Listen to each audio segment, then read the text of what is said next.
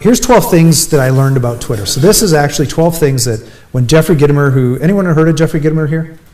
Anybody? Yeah? Okay. So I have ADD. Jeffrey Gitomer has ADD on Red Bull. The guy is like all over the map, right? So he sends me a request on LinkedIn and says, hey, good to connect with you, call me, right? I thought he was joking. So I sent him back, I go, hey, it's an honor, da-da-da, whatever. Is there anything I could do for you? Call me, right? So I try to call him, and of course his cell phone's all filled up, and I can't leave a message. I finally talked to him a couple days later, and he goes, I want you to be in my book. I go, okay, what do you want me to write about? He goes, whatever, 12 things about Twitter, tell me. Gotta go, see ya, click, done. Oh, okay, so I'll do this. So I wrote 12 things that I learned about Twitter. And some of these, well, most of them hold true today. This is about a year and a half ago, actually almost 2 years ago that this came out. He found me just through a tweet. I just sent a tweet out, and what it was I'd been blogging for about a year, and I sent something, I said, the 10 things I learned about blogging for a year, right? So that's how he found it, and he goes, I love it. I thought it was great. He goes, yeah, now do this for me. Okay, sir.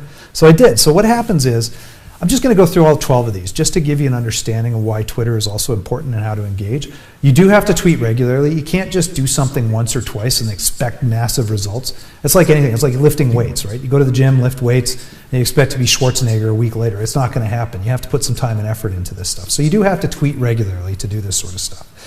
The other thing too is it can be a terrific source of traffic to your website or engaging with you. So I mean, people will find you and start trying to engage with you as well. When people do find you, you have to respond to them.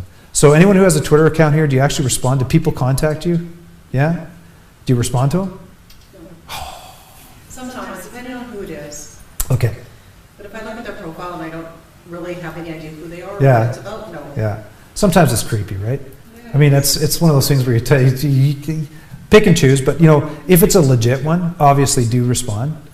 It's a conversation piece is what's going on out there. What I do is I also tell people share information. So if you come across anything online that you think is interesting, you just take it and you can share it out. There's lots of different things that you can do. Use Shareaholic or most websites, or well, I shouldn't say most, 35% of websites have a social share widget where you can actually share information amongst those people. And it works well.